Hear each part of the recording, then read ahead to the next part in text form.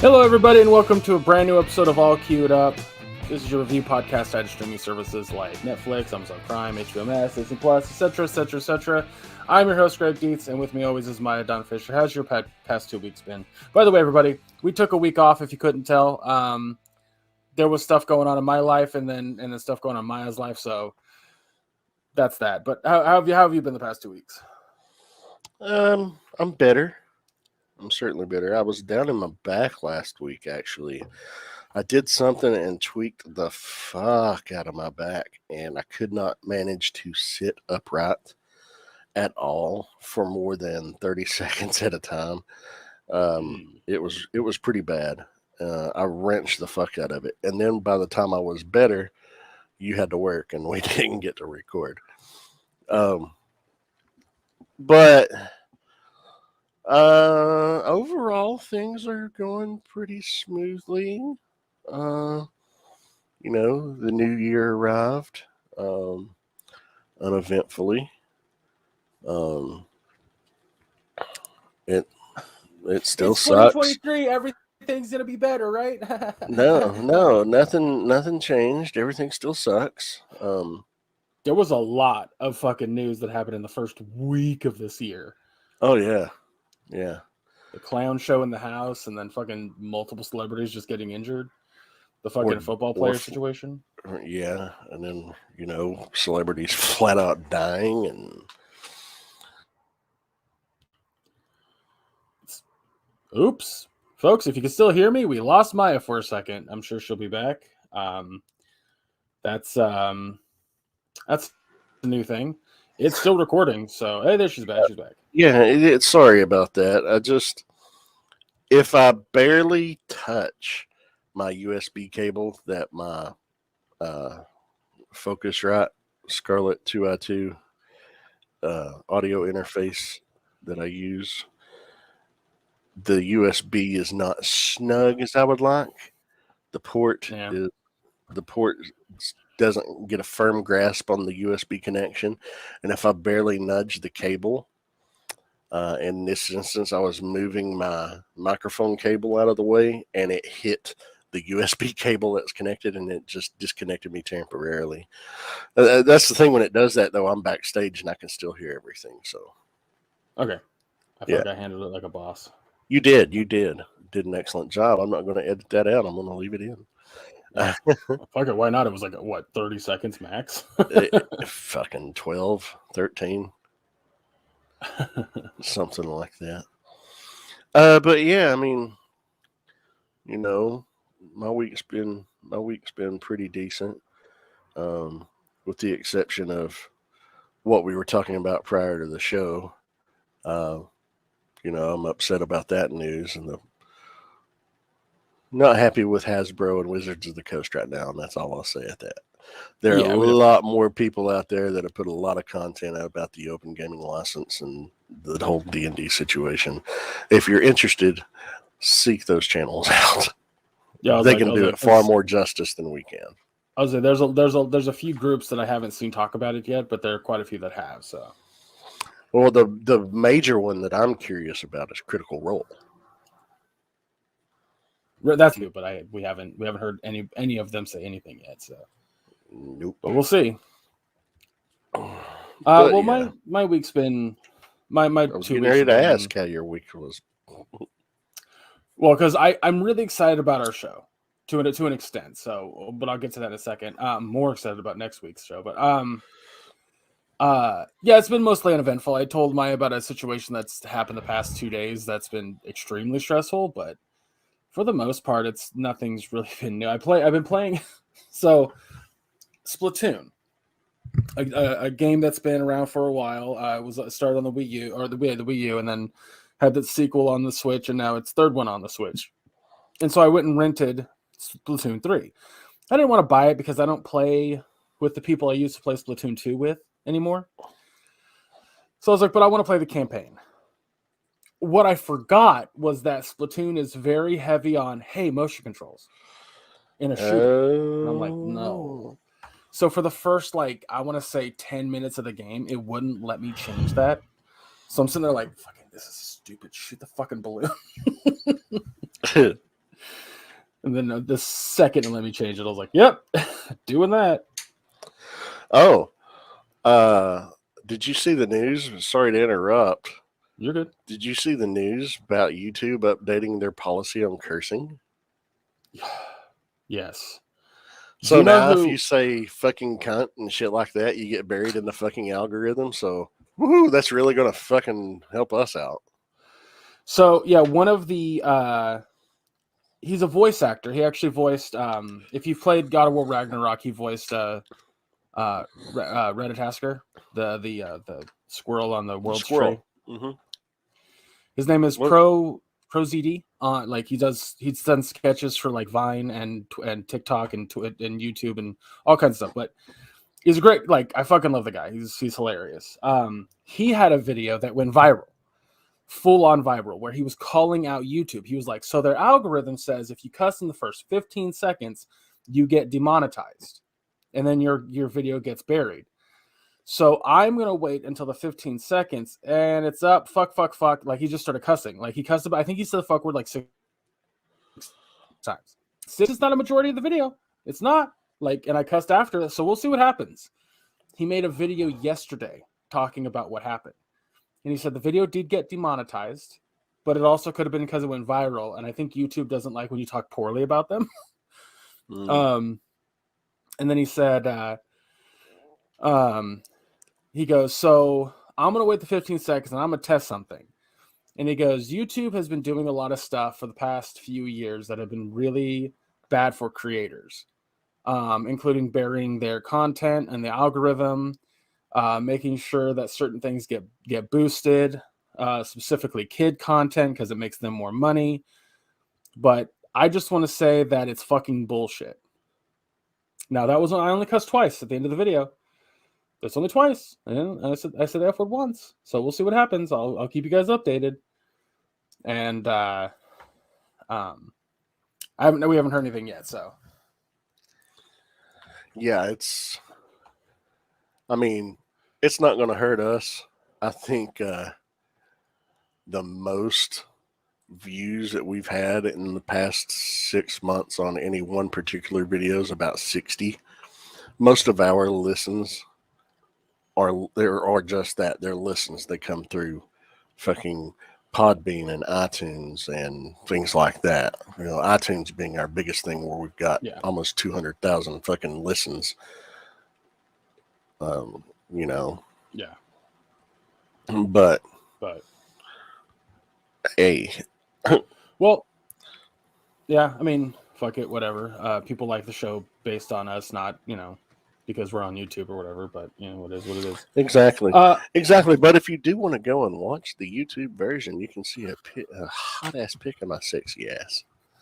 All right, just say it. I'm putting that out there. Just putting it out there. All right. Back to your week. I was done with that. I was gonna say okay. Let's move on to the shows we're gonna do, because I want to get to the. So what we're gonna do today, everybody, is we're gonna talk about the last 2 episodes of Willow, but we're not spending a lot of time on it. We both weren't a fan of the show, if it wasn't fucking clear, the last 2 weeks, or 2 weeks ago when we talked about episode 6. But we're gonna talk about episode 7 and episode 8, which both watched. And then we're gonna move on to the best of 2022. I have 3 lists, one for video games, one for movies, one for TV shows. But my TV shows was very specific to like a new show that started this 2022. Maya probably had something different. I don't know. It doesn't matter. But we're gonna talk about it, and I'm excited about that. So let's talk about Willow and get the fuck over it. Yeah. Not a great show. It's so disappointing. Episode 7 was called Beyond the Shattered Sea, and it's a lot of, well, you've seen Clerks too. You remember Randall's synopsis of the Lord of the Rings movies? A lot of fucking walking. Yes. Even the trees fucking walked in that movie. Well, episode 7 was a lot of fucking walking and training montages. We got a little bit of character development, I guess. But here's a quick rundown. In the immemorial city, Eric befriends the young woman who claims to be Lily of Kashmir. He also experiences a vision of his sister Kit drowning and being rescued by Alora. Meanwhile, Alora and her companions continue their journey across the shattered sea. They reach a cabin inhabited by an elderly fisherman named Zeb who claims to be an adventurer, but is forced to leave when the Dag and the Doom attacks. They escape on a carriage drawn by a mudmender named Kenneth, whom Graydon befriends. During the fight, Graydon discovers his own magic potential and destroys the Dag, while the Doom is wounded. During the journey, Allura continues her training with Willow and Graydon, but struggles to be honest with her emotions and considers using the Crone's magic. Kit and Allura also resolve their differences. Meanwhile, Lily flirts with Eric and reveals herself to have been the one who brought him to the city. Eric eventually gives in to Lily, who performs a ritual on him inside the temple. Allura and her companions eventually reach the edge of the Shattered Sea, where Allura reveals that the Crone has shown her Willow's vision of her death. Allura and Kit jump over the edge of the waterfall and find themselves in the immemorial city, where they encounter a changed Eric. So, yeah, that's episode 7. I mean, there were a couple of moments that are like, oh, this could be really cool if it wasn't for the horrible fucking dialogue of this show. I was going to say, the plot is there. The plot is solid. Granted, the plot is very like a young adult novel sort of thing. Yeah. But that's fine. I don't mind that. What I mind is dumb fucking dialogue. Like, they're like cheeseball lines also don't bother me that much if it fits into what's going on. Borman has a lot of cheeseball lines in the show, and most of them I find fine. I find okay. Most of them. There's a few he says that I'm just like, okay, whatever. But you're going to get that in content like this. Like, I've said this before. The original movie, very cheesy, very corny. But it's got that charm. Yeah. This show is the equivalent of trying to come up with your own nickname. Know what I mean? Like, I hope that makes sense, because that's what it fucking feels like. But no, I totally tried to do that shit once. It never works. No. But yeah, I don't know. Like, that episode was exceedingly like boring to a point. Like, there was the exciting part where they're on the skiff thing or whatever the fuck you want to call it, and then they had that long montage on the island. I was like, oh, Allura is learning magic. Like, it sucked. Yeah, I give that episode a D+. C-, because I liked the creature that was under the mudmender, Kenneth. Yeah, the mud. Yeah, I liked that. I liked the old man in the middle of it, because he represented this idea that fart jokes are funny in anything, right? They can be, but they weren't in this. But no, what I like about the old man was it wasn't that he, like, sure, he was corny, but he represented this idea that the endless, what the fuck was that lake? The Shattered Sea. The Shattered Sea was so massive that it got to a point where they lost their mind. And it was supposed to be a warning to our adventurers that that's a possibility. And it was a bit like, it was good storytelling in the context that you have that character as a prelude to what's going to happen, but our heroes are going to overcome it, right? That's fine. Now, execution, on the other hand. Yeah. Like, on paper, with the exception of certain bits of dialogue, on paper, this is a money script. Yes. You know, the problem is, visually, it's stunning. It's beautiful. The effects are really fucking solid. Yeah. But it's just the dialogue and some of the execution and directorial style just brings it down so fucking much for me. It leaves a lot to be desired. Yeah. This whole show does, if I'm being honest. Like, Well, let's talk about the last episode, which Yeah, go just ahead. came out this morning. It's episode 8, called "Children of the Worm." Uh, it's the season 1 finale, and just to let you know, at the end of the credits, it shows how the book, how it like opens up with the book at the beginning of each episode, and it shows the chapter title and an illustration, and at the end it shows illustrations of the characters, throughout the closing credits. If you're asking me, yeah, I know what you're talking about, but Yeah, because I know what yeah. you're gonna say, yeah. Yeah, and at the end of the credits of this episode, they close the book and put it on the shelf, and it says Volume 1, and then it showed a Volume 2 and a Volume 3 next to it, implying that we're getting seasons 2 and 3. But of course, nothing's been confirmed. Uh, but whew, Oh, I guarantee you the show's getting a second and third season. probably. This show is the third highest watched show on Disney Plus since they went with Disney Plus. Okay. It's So, very popular. We're in the minority when we're saying we're not liking this. I know this. oh, I don't think so. Oh, I you don't think don't? so. So there's two camps of people who don't like it, right? There's three camps total. Let me be clear. There's three camps total that I've seen.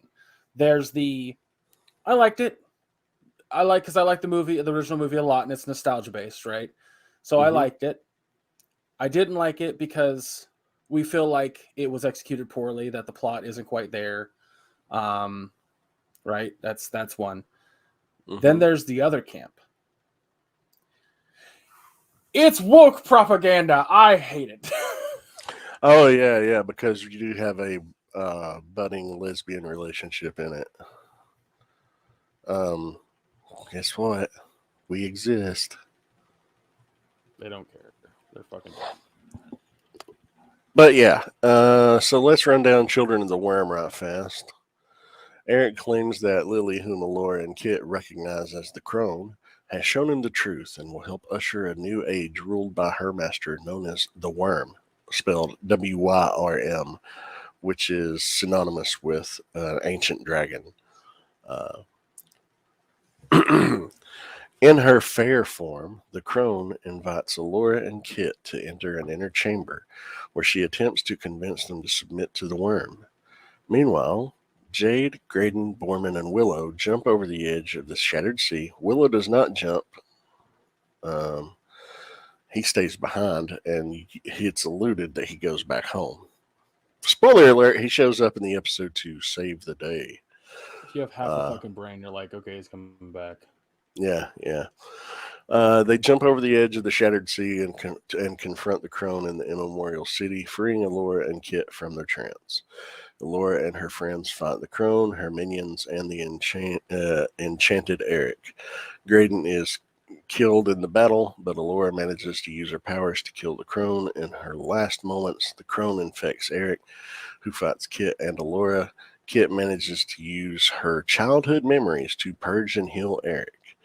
Following their victory, Allura and her friends depart home, seeking to honor Graydon's memory. In the Worm's realm, Graydon encounters an entity impersonating Allura, who asks him to help lead her demonic army that will usher a new age. One thing that I'm going to say about this episode, visually, it was fucking awesome. Uh-oh. What was that? Yeah, visually and The fighting visually and choreography was fucking great. choreographically. Mm-hmm. Thank you. Yes, that's what I'm trying to say. Yeah. And the There are whole so many part lines of dialogue in this where episode. Borman. Well, I was going to say that part that Borman took off the Chimerian cuirass and gave it to Kit, and they managed to activate it, and it fucking did the whole Tony Stark Iron Man armor thing. That was fucking cool. It was also he had a fucking like. So I'm gonna give an example to everybody who hasn't watched this show yet. Why Maya and I don't like the dialogue. So Borman has this heroic, badass scene where he gives Kit the armor, and he says, "This was meant for you. This wasn't meant for me. This wasn't meant for that other guy. I can't remember his name. Doesn't fucking Matt matter. Murdock. The Christian Slater. Yes. The fake Mad Bardigan. And he says it's made for you. and he gives it to her, hands it to her, and then her and what's her ass take off.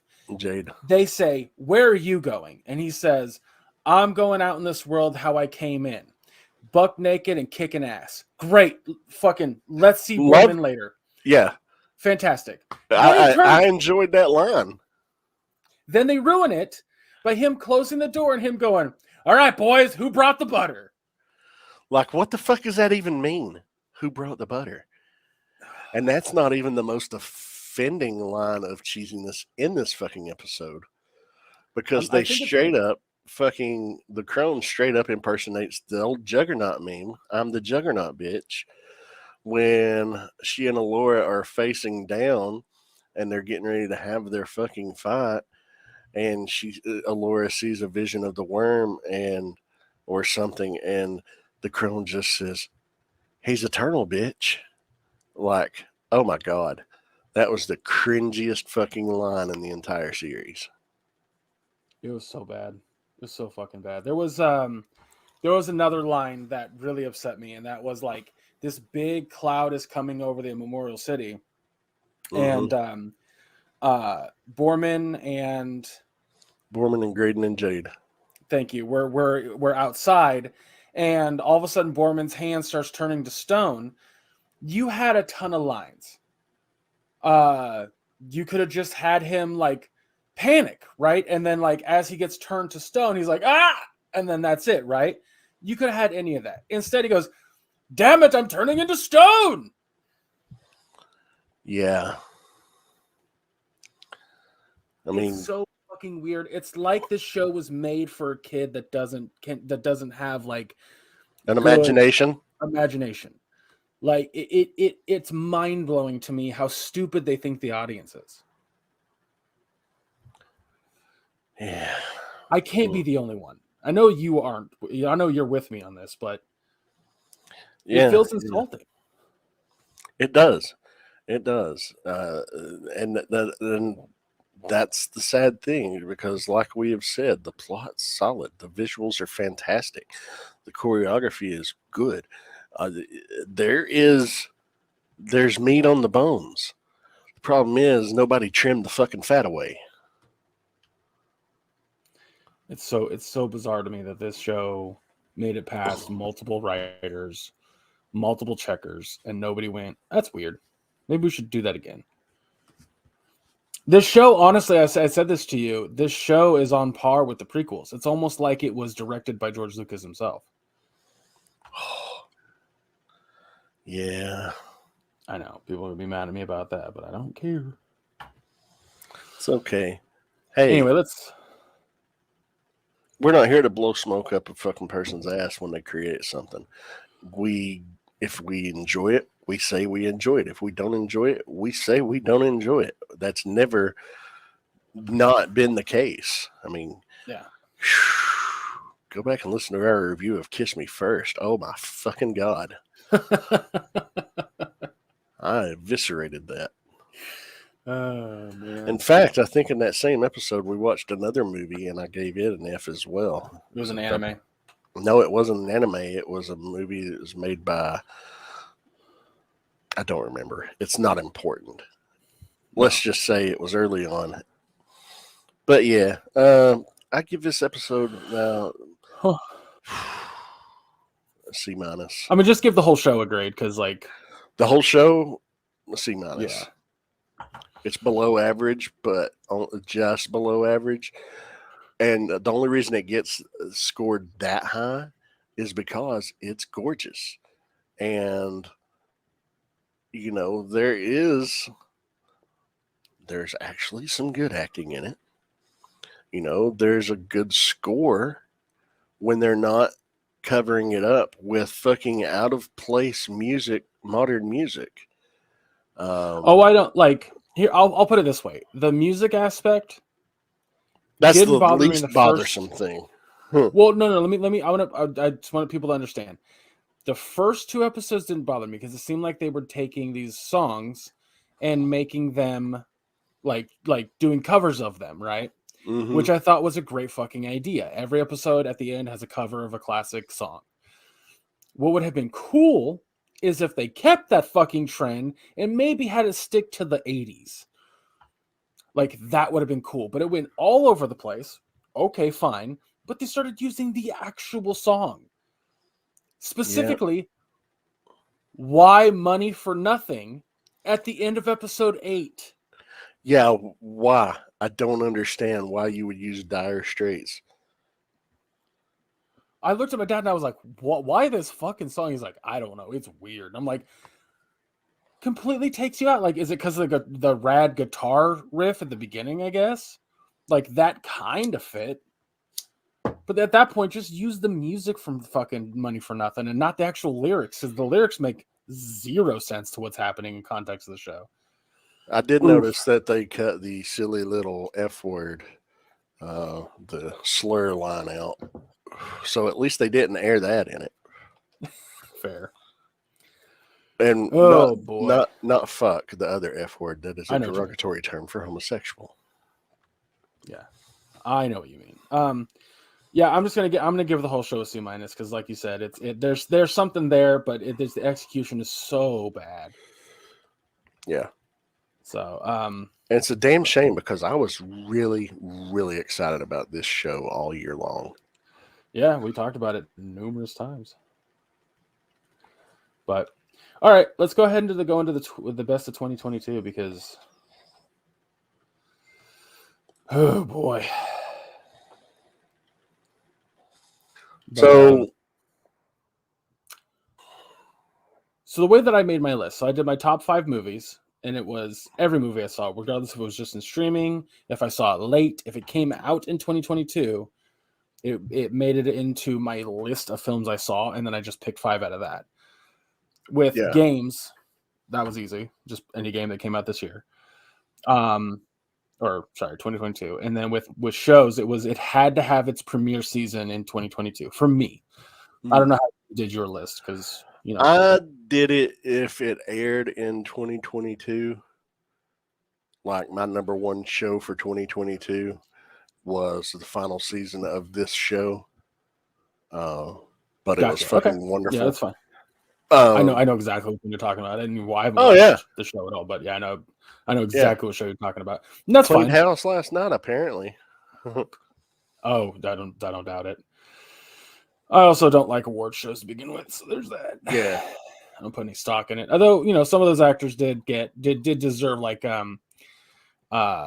what's her name? Ray Seahorn. No, she plays T'Challa's mom. Oh, Angela Bassett. Angela Bassett, thank you. Jeez Louise. Yeah, it was deserved that she won the first ever Golden Globe for a Marvel film. Not only does she deserve it because it was her first time being nominated, her first time winning, but she's a great actress, so she deserves it. Anyway, which one are we talking about first? So, did you do a top 5 movies? Yeah. Okay. I just want to okay. Well, let's go ahead and start with movies, because I have movies, games, and that's fine. Here, maybe we should start. Okay. Or end with. So, you're roboting really bad. My number 5. It's fucking internet right now, dude.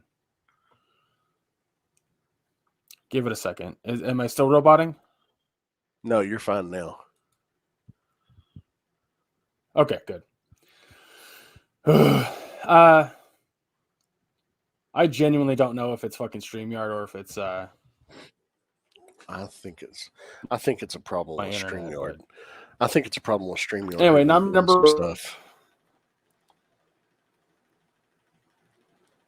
And there you go again, roboting.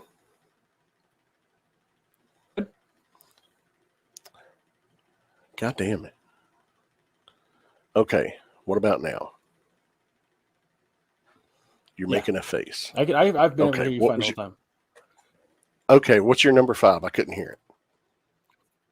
I haven't said it yet. That's why my number 5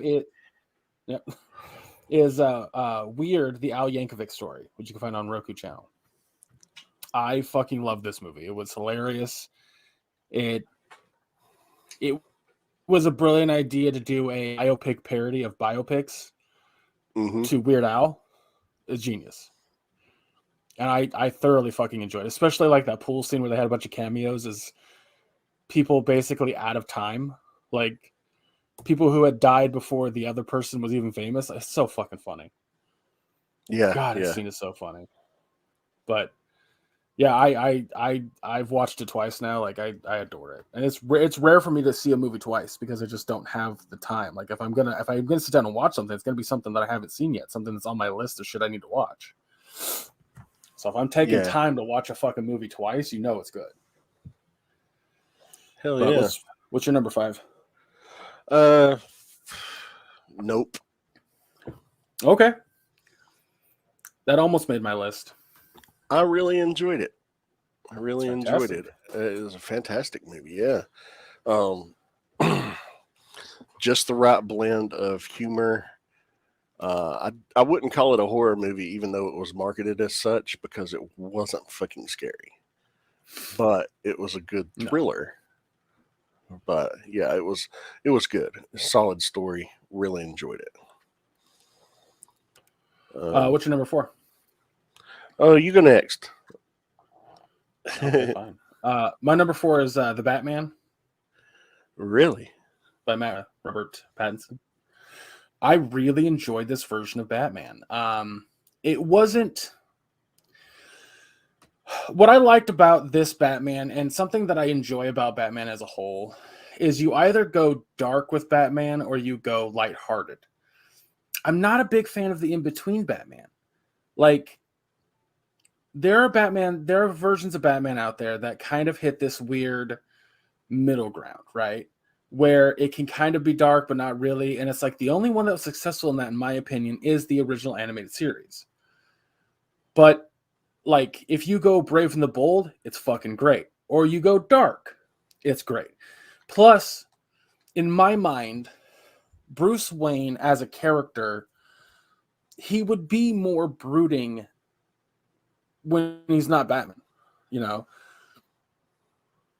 He's doing this entire thing based on if you're doing a realistic Batman, if you're doing a realistic Batman, you kind of have to do it in this fashion. You have to make him brooding. You have to make him detached from society, right? And that's what I really enjoyed about this version of Batman. Could you have done this story without it being associated with Batman at all? Absolutely. It's at its core a detective story. But to me, Bruce Wayne, in a dark version of Bruce Wayne, should be a stunted individual. He had a massive traumatic event as a child, and he's never been able to get over it. And so his mind is trapped between having to be an adult and having to be slightly crazy and in a bat suit. And that's what I enjoyed about this movie, is that they went that direction. Plus, he did detective stuff in this movie. He was an actual detective. I also really, really, really enjoyed this version of the Riddler. So I thoroughly fucking enjoyed the Batman. And I can't wait for the sequel. It's in my list, but it was higher than 4. It's actually my number 2. Well, we'll get to that. You don't have to say it. Okay. What's your number 4?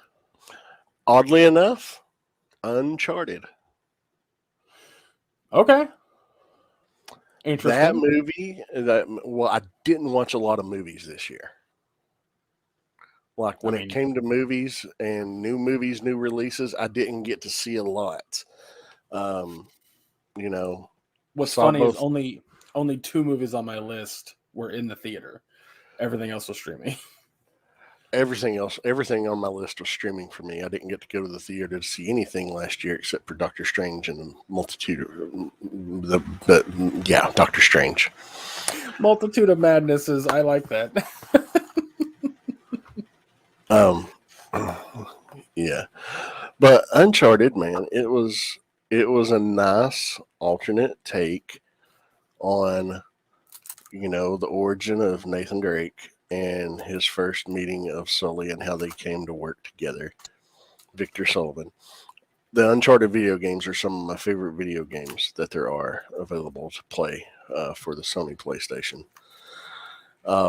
Wonderful games. This doesn't follow the games, obviously, it takes liberties. And I can treat that as a separate continuity, as it should. And it was a lot of fun, but it was true to the spirit of the fucking games and true to the characterization. Tom Holland he nailed Nathan Drake. And surprisingly, Mark Wahlberg nails a younger Victor Sullivan. It's just a lot of fun. I really enjoyed it. What was your number 3? Glass Onion. Which you can find, which was recently released on Netflix. I'm a big fan of Knives Out. Love Rian Johnson. It was a no-brainer. I was going to watch this movie the second I could. I've not seen. I've it's not funny. seen It's Knives smart. Out, so you need to. They're both on Netflix, so just have a good old movie night. I think you'd enjoy it. What I like about Knives Out, what I like about Glass Onion, is it takes the trope of a detective trying to figure out a murder. But your players are fucking idiots. So the only person with half a fucking brain in the whole movie is your detective. This causes for a lot of very fucking comedic moments. But you're also watching a whodunit, so you're trying to figure out who done it. Both movies threw me off the scent. Well, that's cool. I kept thinking, oh, it's this guy. And then it was hard not that guy. Like, hard not that guy.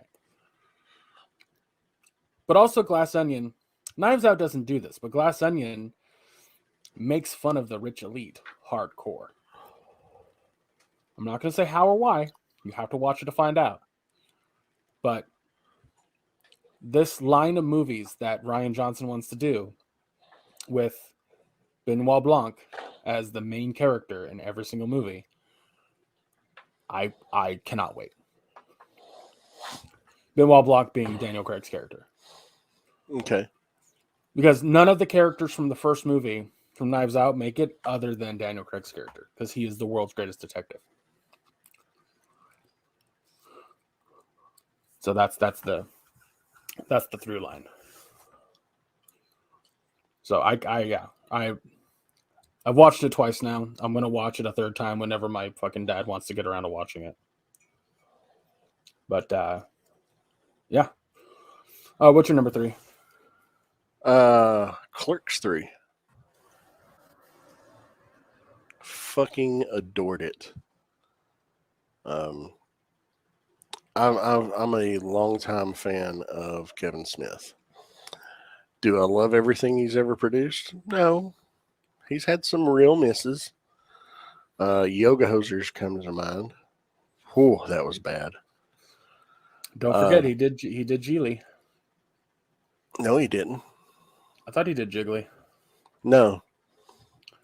He made Jersey Girl at the same time that came out. And it was so bad, people started ripping his choice of casting Ben Affleck and Jennifer Lopez because of the whole.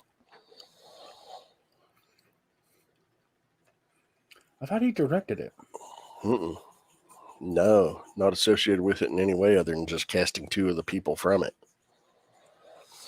But Clerks 3, it has so much heart.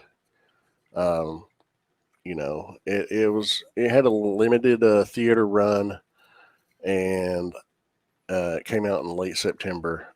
I actually rented it New Year's Eve on Amazon Prime for $4 to watch it, and I'm very happy that I did. I don't want to give anything away, but the premise in the trailer is that Randall has a heart attack, and decides that instead of spending his life watching movies, he's going to make a movie, and he's going to make the movie of his life. Very similar to what Kevin Smith did with Clerks, but Kevin did it not writing himself as the main character, and he had the heart attack much later in life. But dude, I cried my eyes out. And then I watched it again because I had the ability to watch it multiple times, for 48 hours, and I cried even harder the second time I watched it. Yeah, I need to rent it. It's fucking. I mean, everything that's great about Clerks, this is in it. It's well done. I even tweeted, at Kevin Smith. I was like, fucking love this movie. Thank you for a beautiful film. Brought tears to my eyes. Second time I watched it, I cried even more. And he liked my tweet. So that was awesome. Well, what's your number 2? Prey. Oh, fuck. I forgot all about Prey. Prey replaces Uncharted. That's why I told you. Like, I went to Wikipedia, and you type in 2022 in film. I'm looking at the page, but I didn't see Prey. How did I overlook it? I don't know. The movie's fucking absolutely fantastic. If you have not a chance to see Prey yet, it's arguably the best Predator movie. Oh, absolutely. It does what every other Predator movie has tried to do but can't, and that's like focus on a character. Like, it makes the main character more approachable. We did a whole review on it. You can find that episode shortly after the movie came out. Which will be in August. August, yeah. I've watched it twice now. And again, I can't stress this enough. When I watch something twice, it's fucking good. But it made the Predator terrifying again. Like, it made him more more threatening than, like, he hasn't been that threatening since the first Predator movie, in my opinion. Like, every other movie after that has made him just kind of like a slightly stronger serial killer. But here you're like, oh, he's actually hunting. He's legitimately hunting. So, yeah, I fucking loved this movie. Plus, it helps that I don't personally know the director, but I know the director well enough from, like, past histories. So, Dan Trachtenberg. Fucking give that guy. Like, he took a shitty fucking script and made it into something brilliant when it came to 10 Cloverfield Lane. Like, the guy knows how to direct. That's why I was so disappointed when he was like, he basically I don't know if he walked away or it was taken away, but he was originally going to do Why the Last Man. He would have done with Why the Last Man. Oh, I'm still bitter if they canceled that shit. Yeah. Anyway. What's your number 2? It was the Batman. Oh, okay. Oh, that's right. We already discussed that. Yeah. You had that way higher on your list. Yeah. I really, really loved it. Yeah, that's fucking great. Well, let's go to number 1 since we already talked about Batman. I was like, I don't think there's any more you could add to what I added or what I said. Not really. My number 1 I have talked about ad nauseum since it came out to everybody I know. Could you take a stab in the dark at what my number 1 is? I've told you it's my number 1 multiple times. Why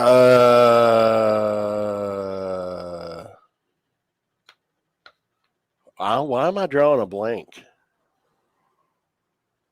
I'll give you this. We recently reviewed a show where one of the actresses was the main character in this movie. We did. Mm-hmm. Okay. She was in Witcher Blood Origin. Blood Origin. Stars Michelle Yeoh. Everything, Everywhere, everywhere, all at once. Yes. Sorry, I am so sorry that I was blanking on that. I was like, I know I've said it. You've said it multiple times, yes. And I'm sitting there thinking, out of everything that you've watched and talked about, which one? And I was just drawing a complete and total blank on it. I've not seen it yet. Oh God! You Tell should. people why you live it, though. It takes the idea of the multiverse and just has fun with it. Because as I've stated before, one of my favorite things about multiversal stories is you can do whatever the fuck you want. It literally is carte blanche to do fun and crazy shit. And this movie does that to the nth degree. And I mean that. I genuinely fucking mean that. One of the characters in it, because of a science experiment gone wrong, can travel the multiverse at will, but also can change her appearance based on the multiverse as well. So she's in a universe and can change her appearance or force somebody else to change their appearance because of a multiversal ability. I won't get into details. I won't say which character, but there are so many scenes in this that are brilliant. Plus, it takes the idea of being able to access other other universes to give you an ability. Again, I can't go to specifics. All I can tell you, I'll say this. They learn in the movie that if you do something kind of outlandish in your universe using what looks like a Bluetooth headset, you can access a different universe where maybe you know Kung Fu. But to access it, you have to like chug an entire 2-liter of orange soda in a second. You have to give yourself a paper cut in between the webbing of your fingers to learn this ability. It's awesome. It's fucking rad. But at the core of the movie, it's about a relationship between a mother and daughter. Okay. And it's beautiful. It's fucking beautiful. I cannot recommend it enough. Like, the fact that it has gone relatively unwatched by the masses is so upsetting. Because I haven't heard a person really say a bad thing about it who has. Yeah, I've heard only good things about it. I've just not had the opportunity to watch it. It's also one of the funniest movies of the year, too. Like, I laughed out loud in a theater where there was like 4 other people multiple times. So, I know the multiverse stuff isn't for everybody. It can get confusing for a lot of people. I've had multiple people say, like, I just don't understand how it works and yada yada. And I'm like, it shouldn't be that hard of a concept, but here we are. Yeah. So the fact that 2022 was like the year of the fucking multiverse, like, I was like, yes. So now we just need a multiversal video game. That'd be cool. Oh, yeah, it'd be fucking rad. Witchhog did a little multiversal shit. Like Sonic Prime on Netflix did that. So it gets rad. Anywho, what's your number one? Morbius. I mean, Jared Leto. Oh my God. Just, I can't say enough about that film. It's just stunning. Liar. How, yeah, liar. Yeah. I made it 2 seconds into Morbius. I was like, let's watch this on one Saturday morning because it's on Netflix. Made 2 seconds in, and I was like, what the fuck am I thinking? And I backed out. No, actually, and I know you're not going to agree with this, but my favorite movie that I watched of 2022 was Top Gun Maverick. I haven't seen it yet. Oh, I thought you were going to watch it the other day. I was, and then I saw this documentary that I've been waiting for came out, so we watched that instead. And I just haven't got around to watching Maverick yet. It's better than the original by far, even though there are very similar beats to it. Similar things because it's a sequel. It's really good, and it kept me on the edge of my seat in a lot of scenes, and the ending is pretty fantastic. So yeah, it was a lot of fun. Uh, you know, it's not. Um, it's not going to win the Oscars for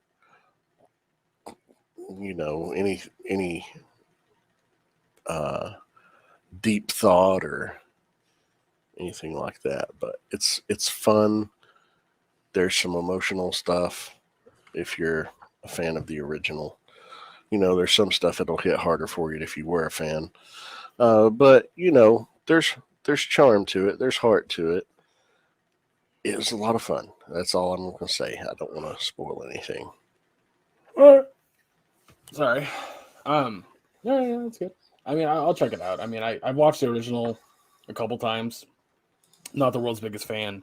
So you saying it's better, I'm like, how much better? So, but I hear it's not the same story. It's a completely different story. Essentially, they just kind of somebody said it feels like they could have told this story without having it attached to Top Gun at all, and it would have been just as good. That's what somebody said. So I don't know if you feel they're not wrong. They're not wrong. Okay. Yeah, I'll check it out eventually here. Let's go ahead and move on to games. We're already almost an hour into this podcast. So, top 5 games. That's the thing. I had a very, very difficult time with this because I don't think I played 5 new video games last year. I really think I only played like 2, 3. I only played 3 games that came out in 2022. That's wow. Yeah. I definitely played way more than that. Well, I'll just start with my number 5, which is on your would be in your top 3. And that's Horizon Forbidden West. Okay. Or the 3 games you played, the 3 brand new games you played this year. Actually, I did play 5. I played 5, exactly 5 brand new video games last year. All right. Well, Horizon Forbidden West. We both played that roughly the same time, actually. Yeah, you played it, I think, a couple weeks after I did. Was it a couple? Because I rented it right as it came out. Like, I remember you did, but I finished it very quickly. You finished it before I think I got my copy, for sure. So it might have been a week and a half. Might have been 2 weeks. Yeah. But I should clarify. You finished the story before I started mine. You were still working on side shit when I was playing mine. That's true. Because you 100% games. I don't. I do if I enjoy the game enough. You enjoy this game enough. Mm-hmm. No, it's a great fucking story. Like, when it comes to what Horizon does with its storytelling and the post-apocalyptic wasteland that exists. Like, I like post-apocalyptic ideas, but when you kind of do something like Horizon where it's like 1,000 years in the future, that's so clever. Like, what would the world look like 1,000 years after an apocalypse? Yeah, and the way they did that story and have told that story, I can't wait for the conclusion. Yeah. I'm kind of hoping... So, have you ever played Brutal Legend? No. So, Brutal Legend had this really cool concept. It's a game with Jack Black made by Double Fine Studios, who did, like, Psychonauts and all that shit. Mm-hmm. It was a hack and slash sort of game. You played as Jack Black was the voice of this roadie. I do not remember his name for the life of me. Eddie something. But you went into a different realm that was based on all like The visual stylings were heavy metal album covers. That's what the world looked like. Yeah, I remember that now. Yeah. And then you would run into rock and roll legends or metal legends that were like over exaggerated for this universe. And most of the game was a hack and slash. But about, I don't know, 3 hours into the game, they introduced an entirely new game mode, which was like you had to save an area from an encroaching group of enemies. But now you had these wings and you got to fly above the battlefield, and it became a tactical strategy game. You could still land and do hack and slash stuff, but it was a tactical, like you had to basically build barracks and shit like that to fight an oncoming army. I would like this idea for Horizon, the third Horizon game, but in the context that you have to defend a base and the game becomes a base building game for a moment, because then when it comes to actually defend it, you get to go back to playing as Aloy regularly. Mm. And then that way, you have a little bit more control as to what weapons are being launched. You can go out there and fight yourself if you want, if you're playing on like maximum easy mode like I do, and just fucking wipe out enemies really quick. I think that'd be fun. But that's just me. I doubt they'll do that. Yeah. Really highly doubt they'll do that. Yeah, I doubt it. I definitely don't think that they're going the route of like Mass Effect, where the more side shit you do, the more you build up an army. I think the third game is going to be very similar to first and second one, but bigger. Yeah. What city though? Because it was like the Chicago area for the first game. No, it wasn't. First game was set primarily in Colorado.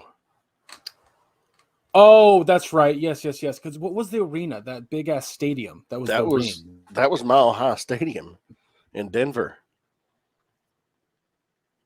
Mile High Stadium, Denver. That's right. Okay, it's Denver. That's right. Because this was coastline. This was San Francisco area. Well, that and also Nevada, because Vegas. Yeah. Oh, that's right. Vegas was in the game. Mm-hmm. That's right, because it was covered in sand. Mm-hmm. Which was my least favorite part of the game. I don't like underwater moments in games, and that had a massive underwater level, and I was like, yeah. I mean, it was gorgeous, and like the story for that part was rad, but everything else I was like, yeah. Well, since you didn't technically make a list, but you have 5 games you played this year. By default, my number 5 would be Overwatch 2. It barely counts. I played it. I'm not good at it. Holy shit. What? Holy shit. I gotta send this to Andy. Oh, okay. So there's this joke. Sorry, let me just clarify what I'm telling the audience. In 2017, actually I think it was earlier than that, Ubisoft announced Skull and Bones. It was a pirate game. It was a pirate game, but it was a multiplayer pirate game. It was five. Some ships could they had like you different classes of ships, right? You had distance ships for like sniper class, or you had healing classes, or tank based, like because they're massive ships. And it was supposed to be rad. Then they delayed it, changed it, added a single player, delayed it, changed it. And they've done this over time. I just saw a headline that they delayed it a 6th time. Oh. This game's never coming out. It's never coming out. It's never coming out. Ever. Fucking ever. Oh my god, so funny. Anyway. Okay. Yeah, Overwatch 2 barely counts in my opinion because it didn't change much from Overwatch 1. Yeah. It was like 2 heroes had complete reworkings. Sorry, I just got a text from my dad. He has to take Uber to go to his dialysis because we don't have a car. And he just texts me, my driver this morning wanted to talk politics. He was a Trump fan. Oh, poor Pops. I'm lucky that my boomer parents are not Republicans. Shit. I'm very lucky in that. Anyway, yeah, Overwatch. Overwatch didn't even make my list. I love playing it. I'm having fun playing it, but no. It's Overwatch 1 with slightly adjusted shit and 3 new characters. Anyway, my number 4 is Cult of the Lamb. Nice. You would love Cult of the Lamb, Maya. You would fucking love it. So it is a, what do you call that? It's a little Animal Crossing. It's a little actiony. It's a fucking roguelite. It's got a card game in it. Like, it's $20. I think cheaper than that, actually. You'd spend hours in it. Well, probably would. It is fucking fantastic. The way that my brain works when it comes to stuff like that is I optimized my village to give me more shit, so that way I'd level up and go and fight in the main part of the game and be stronger and stronger and stronger. So, but I've watched people play that game and they build their village like they would in Animal Crossing. And they're like, "Oh, my villagers are great," and blah blah blah. And I'm like, "Uh-huh." Plus, you can rename all your villagers to whatever you want. It's great. Like, I named a lot of my villagers after friends. So it was really funny when our buddy Mark had a relationship with Maya. And then they had a kid. And then they got into a fight, and then Maya killed Mark. And so then we sacrificed Maya to our deity. But then our deity was mad because Maya was unclean. You got to play Cult of the Lamb. It's really funny. I am unclean. I can't recommend. Oh, there's fishing in it too. If you want to do that, That's cool. It's great. Like, you got to check it out. Like, I'm telling everybody, like, it is an instant indie classic. Instant. But Awesome. So what's your number 4? It's a sports game. MLB 2022, the show. That's fun. I played that with you. Yeah. Fucking solid fucking baseball game. I love the show series. This one, had a lot of depth to it, a lot of playability, and there for a couple of months, that's all I did was play that fucking game. Yeah. And then I platinum trophied it, and I was like, okay, let's move on to something else. Well, you keep your position on like a lot. I don't know how you do it, but you're always appearing online. Yeah. Like, I'm probably appearing online right now, even though it's in another room.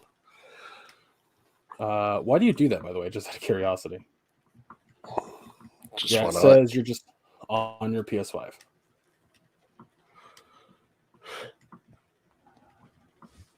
Because, like, when I want to charge my controller, it's on sleep mode. I mean, it's charging my controller. It's charging my cell phone right now. Okay. Not what I thought you were going to say, but... Well, my cell phone was at like 30% when we came in here to start recording. And I don't have like my charging block to plug my USB into a power strip or a wall outlet. I don't have a free outlet in here, and charging it via USB via my PC is super slow, but charging it via USB on my PlayStation is fast.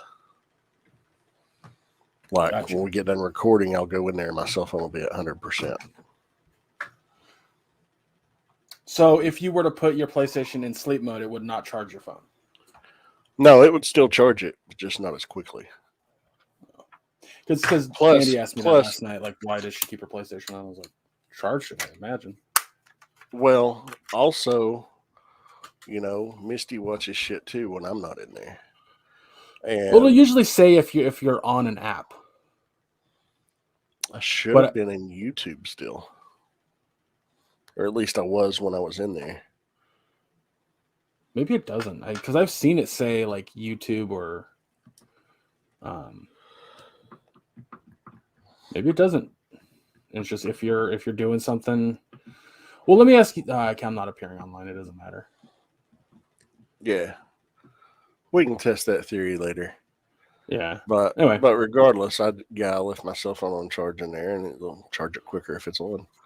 Plus, Misty uses it too to watch things, and between she and I, one of us is always doing something. Gotcha. But yeah. What was your number 3? TMNT Shredder's Revenge. Awesome. I know that you haven't played it yet, but it's classic Turtles beat 'em up with some new shit. I would like to play it. I just haven't. I've played it I think I've been it 6 or 7 times now with different people. It's if you played classic beat 'em ups Turtles in Time or the arcades, it's that just a little bit better. Not better. New, and it's got more shit. Plus the music is fucking fantastic. I've just straight listened to the album when I was door dashing, which I don't do anymore. But yeah, it's highly recommend it. If you're a Turtles fan, highly recommend it. What's your number 3? It technically didn't come out last year, but I didn't play it until last year. But I'm putting it on my list anyway. Miles Morales. Okay. Well, no, it did come out last year on the PS5. So yeah, it came out in 2021, but I didn't play it until 2022. There's an incredibly sad moment in that movie or that game, but it doesn't come until the end when you're doing the scavenger hunt. Yeah. Oh, I teared up quite a bit. I was like, oh my god. Yeah. It wasn't as lengthy as Spider-Man was, but the story was just as deep and rich. Yeah. But it was I'm really hoping that. Go ahead. I was gonna say I hope that Spider-Man 2 is 3 times as long as Spider-Man. Yeah, me too. So, well, my number 2 is probably your number 2 as well. If I'm thinking your number 1 is my number 5. Anyway, my number 2 is Stray. So's mine. Yeah. Kitty cat game. Kitty cat game. It's fucking fun. It's just fun. And it's got a really fucking deep story, too. Yeah. And one I also 100%ed in platinum. And I did it pretty quickly. Yeah. I think you would platinum that game on day 3 of it being released. I can look and tell you how fast it took me. Well, I remember you texting me, I have one more achievement, and that's to beat the entire game in 45 minutes or something like that? Under 2 hours, and I beat it in an hour and 36 minutes. Yeah. And you're like, there's no way. I was like, yeah, I'll do it. I said I might not do it on the first try, but I'll do it. And I did it on the first try. First try, yeah. With 23 or 24 minutes to spare. That game is fantastic.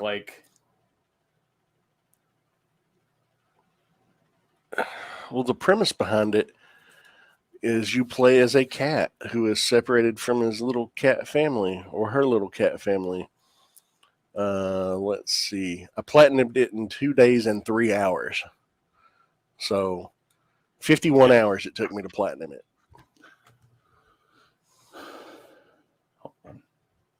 What is a grouping of cats called? No, that's not what I asked. God damn it. A murder of cats. What is a grouping of cats called? According to Yahoo Sports, how many cats make a clouder? 3 or more cats make up a clouder, which makes sense. After all, 3 is a crowd. A clouder. Huh. Interesting. Okay. So at the beginning of the game, you're just playing as a cat, you're exploring, you're hanging out with your little cat friends, family, what have you. And you fall when a pipe breaks and you fall into an undercity, and it is like abandoned of all life with the exception of robots. And you find a little drone that has a consciousness uploaded to it to assist you in navigating this city. And you find out through this drone and finding things, other clues as a cat, what happened to humanity. And you have to make your way back out of this city and back to your family. And it's a heartwarming little story. And I have especially fond memories of it because when I would play it, Barbatos would sit on the fucking entertainment center and watch that fucking game. I've got pictures of him watching me play that game, and I miss my fucking cat. Mm-hmm. I miss him so much, but I've got very fond memories of that game. Yeah. No, it was great. I fucking thoroughly enjoyed it when I played it. I remember being excited about it too because I was telling everybody, I was like, I'm not doing anything this day. It's kitty cat game day. And then, of course, I still had shit to do, so I didn't get to finish it until later that night. But, well, my number one, I keep rolling this dice. I don't mean to. You'll find out what this dice is for later. My number one is God of War Ragnarok. What a fucking experience that game was. What an absolute fucking delight to be able to play that game. I'm telling you, Maya, you watch that video that I sent you of the original God of War series, and then you can play the first one because it's on PS Plus Platinum or whatever the fuck they call it. The original games are just straight up hack and slash. The new one, on the other hand, is more deep than that. So, because much like my favorite movie of the year, God of War Ragnarok and God of War are about the relationship between a father and son. That's at the core of what makes the new God of War games so special. So, what's your number one? Horizon Forbidden West. Yeah, I knew it. Big fucking surprise there, right? I mean, you haven't taken off the alien costume to Fall Guys. I platinumed that one in 1 week and 47 minutes. Jesus. So, yeah, I went through that thing fucking fast. But then I still spent several weeks just going through and, finishing up everything to 100% it. And now I have a copy for the PS5 as well. So I'm going to play it on the PS5. Because, when I bought it, it came with a free upgrade for the PS5. I played it first on the PS4, then a couple months later I got my PS5, and I haven't played it again yet. That's actually what I'm going to do very soon, is start replaying through it and play it again. But I love those games. Those are two of my favorite games. Aloy has become one of my favorite characters in video game history. She's a fantastic, wonderful, strong, non-sexualized female character, because so many female characters are very sexualized, and she by design is not, which is wonderful. But yeah, that was I was say there's my number. There's nothing wrong. There's no. All right. What? Can you hear me? What? Yeah, I hear you just fine. Sure. Okay. Well, let's go to top 5 shows. So I'll go ahead and start. My number 5 was Star Trek: Strange New Worlds. It is Nice. it's a fantastic Star Trek show. It's classic Trek, where every episode is its own individual story. You got a beginning, middle, and end each episode, but serialized is what it is. And it was really nice to see. It was really refreshing. It's I don't know. It's good Star Trek. Very good Star Trek. So I fucking loved watching it. My dad keeps asking me, when's season 2? And I'm like, we just finished the first season. So, highly recommend it if you're a Trek fan. What's your number 5? Well, it didn't debut last year, but came out last year. This newest season of Cobra Kai. Fucking love it. Oh. I know you're not a fan, but I get it. It works for me. What's your number 4? My number 4 is The Sandman on Netflix. Really, really enjoyed it. Had a lot of fun fucking watching it. It was also nice to see a show that doesn't try to prolong or elongate storylines from the comic. It felt like there were 2, maybe 3 whole stories within this one season. And like the way that they visually did excerpts from the comic was really fucking cool. So loved it. Absolutely loved it. What's your number 4? Vox Machina, The Legend of Vox Machina. Okay. Really enjoyed it. In fact, started rewatching it the other night. I'd recommend it because the new season's coming out. Well, the new season comes out in a couple of weeks, and we will be covering it. Oh yeah. My number 3 was Andor. Absolutely love this show. It's what I love, what I want to see more of out of Star Trek or Star Wars. I want to see more down to earth sort of stories that don't involve Jedi or the Force or anything like that. Like it was super fun to watch, and there were like 3 whole stories. Like it was 9 episodes long, but each 3 episode segment. Oh no, it was 12 episodes. Sorry. Each 3 episodes was its own story. Yeah, like it was like 4 story arcs in one overarching story. Yep. So thoroughly fucking enjoyed Andor. What's your number 3? Also Andor. Oh no, same spot. I assume for the same reasons I said. Pretty much, yes. Okay, we'll just move on then. My number 2 was Peacemaker. Fucking love that show.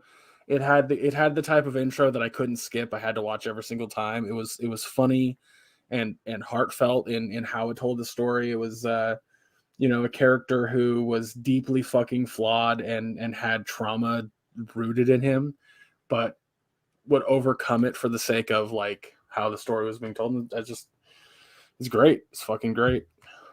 So, what's your number 2?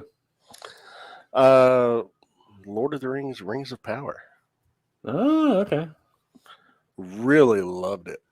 Fucking loved it. It was wonderful. Visually just gorgeous, incredibly well scripted, well acted.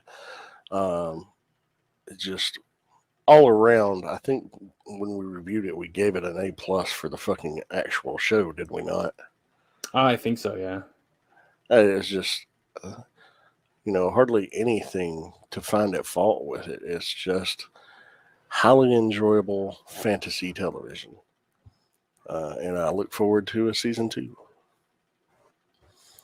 So, what was the best thing you watched all year?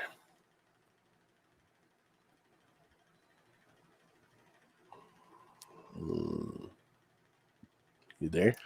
Boy, StreamYard is giving us the fucking runaround today, huh? It really is. It's getting annoying. That's why I'm trying to run through this as quickly as possible. All right, my number 1 is The Legend of Vox Machina.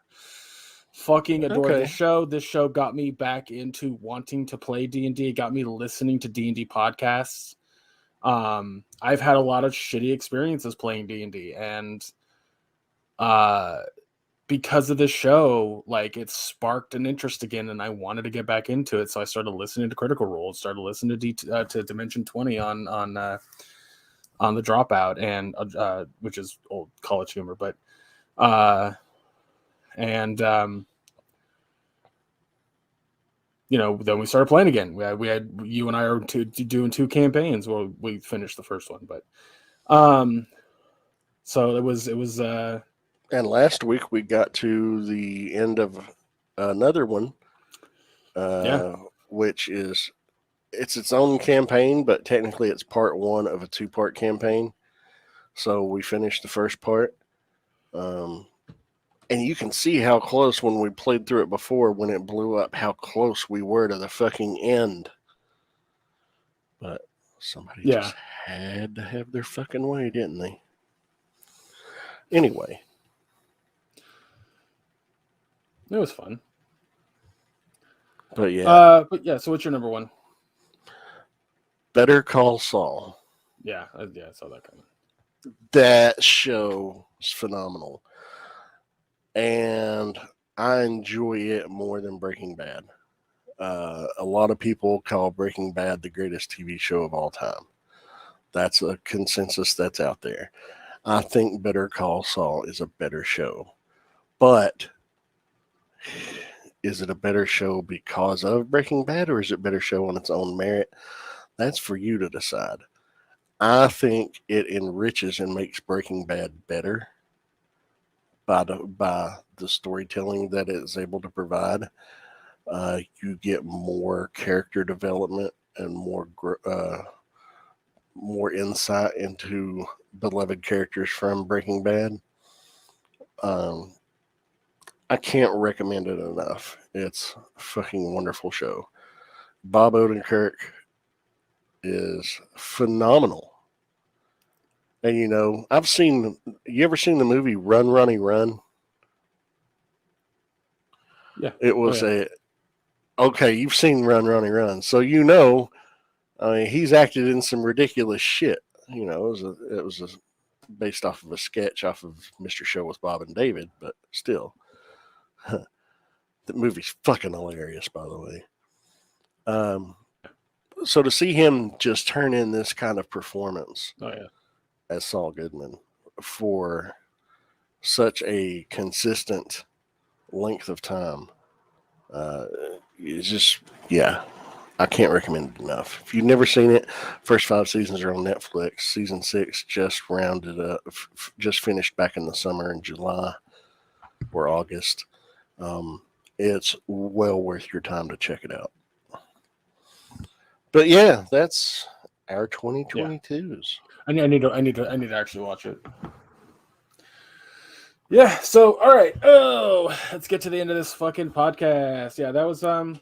We had a lot of good shit this year, so I can't complain. Yeah, we did. All right, so folks, that's going to do it for this week. Next week, we're going to be watching Kaleidoscope and The Last of Us. But before we get into me shutting down the podcast, we're going to do a little thing for Kaleidoscope. If you haven't heard of this show, it's on Netflix, and it does not have episode numbers. They're all colors. And there's, 8 episodes? There are 8 episodes. Yeah. So what Maya's going to do is she's going to read off a color. I'm going to roll this dice to see what order I have to watch the show in. So yeah, it's designed in a way you can watch the show in any order you want, and everybody who loads up the show is going to have a random order automatically. But I thought it'd be fun if we do something a little different. So Maya, what order do you have your show in? Actually, my show list is written down on a piece of paper, but I can scroll back through my messages and read it to you. Because I was going to start watching it over the weekend, but you said, no, we're going to watch it next week. I was like, oh, okay. So the order that I rolled, I took 8d8 dice. Because, we play D&D a lot. If you're not familiar with that or figured that out by now, spoiler alert. I just happen to have D8s in every color of the show. or a close enough approximation for every color in the show.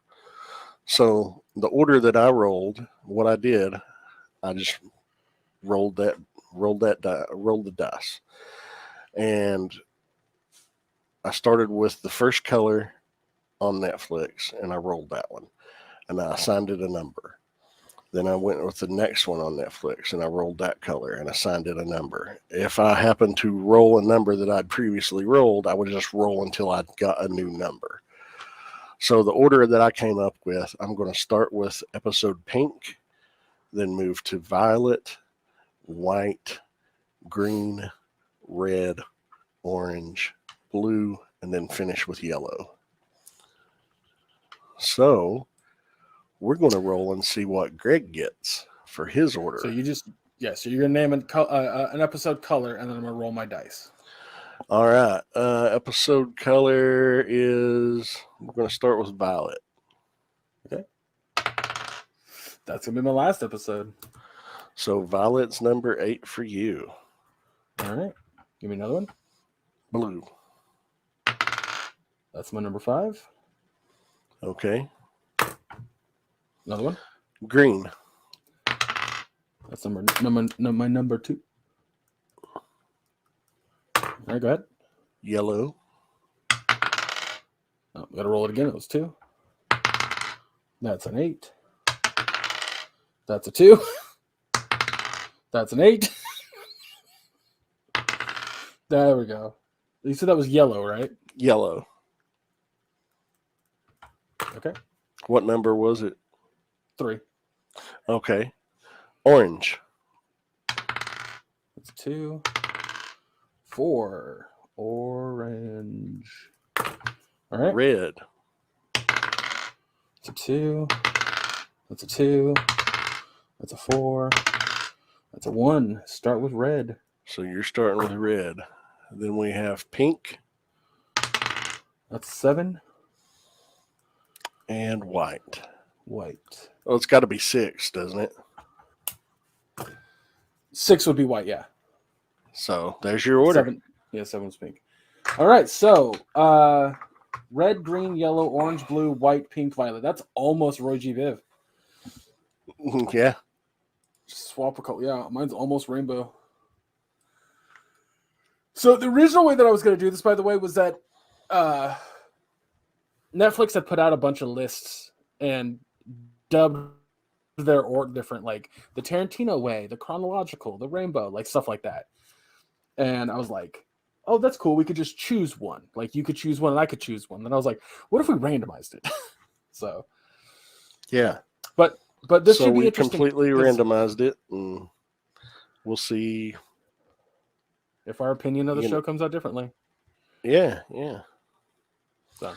Well, that works. So next week we're watching that and the first episode of The Last of Us on HBO Max that comes out Sunday night. I'm very excited for Last of Us. Very fucking excited. Did you ever play the game? So am I. Oh, yeah. Well, I played the first one. Played through it several times. I need to play the remaster, the new version. I want to play it. Well, you need to play Last of Us Part 2, but... I know. That too. I'll get to it. Guys, make sure you're following us on all social medias. If we add anything to the show, which I don't think for this week, because we have a whole fucking 8 episodes of an hour-long or hour and episode show. So, but if we do, we'll try to let you know on social media. We try to let you know this week about like or last week about not having an episode, but I completely forgot because shit going on in my life. But follow that to keep up updated, I guess. Check out our Teespring store if you'd like some merch. You know, winter's upon us. There's plenty of cold gear, or if you want stuff for the spring and summer coming up, like there's plenty of shirts, and I think there's tank tops on there. I think I saw them. There are. Okay. Yeah. So yeah, go buy some stuff. And if you do purchase anything, take a picture, let us know on Instagram, social, or Facebook or Twitter or whatever, and we'll retweet it, give you a big old thanks. Buy our shit, people.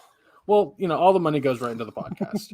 It goes for any stuff that we need to purchase, any like the domain name costs money, so there's all that. But there's that.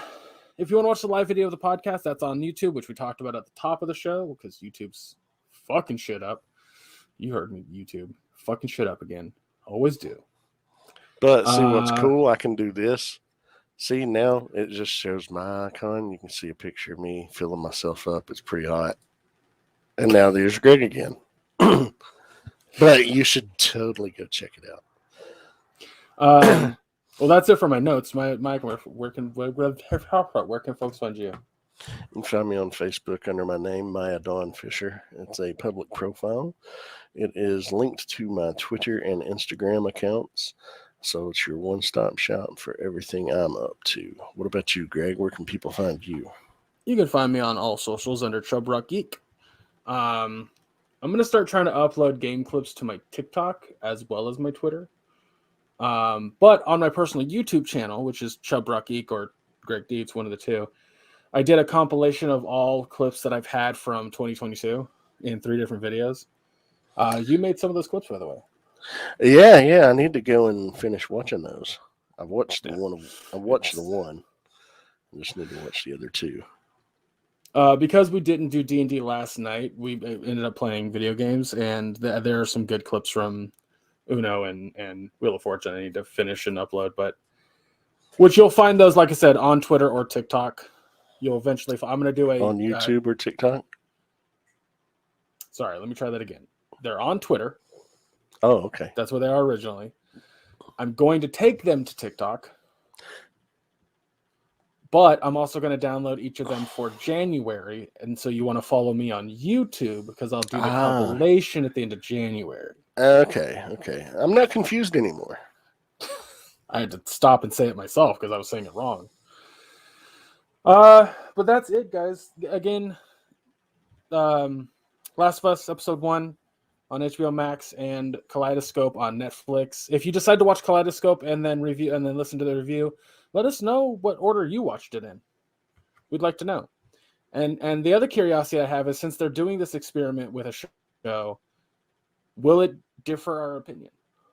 Will we look at the show differently? That's what I want to know. So, but yeah, guys, thank you so much for listening. Always remember, fuck the GOP, fuck the NRA. I mean, the GOP's fucking themselves right now, but that's besides the point. Donate and help what you can. There's been a lot of fucking rain in California, and so there's a lot of people hurting right now over here. So there's a lot of donations that you could help out with that, but not just in California. This country does not care about its citizens. No, so find a donation find a donation group that you trust and send them money. If you can't, there's always promotions. So do what you can. Do what you can to help your fellow man and be kind and, be a good person. But yeah, we'll see you next week, everybody. Take care, everybody.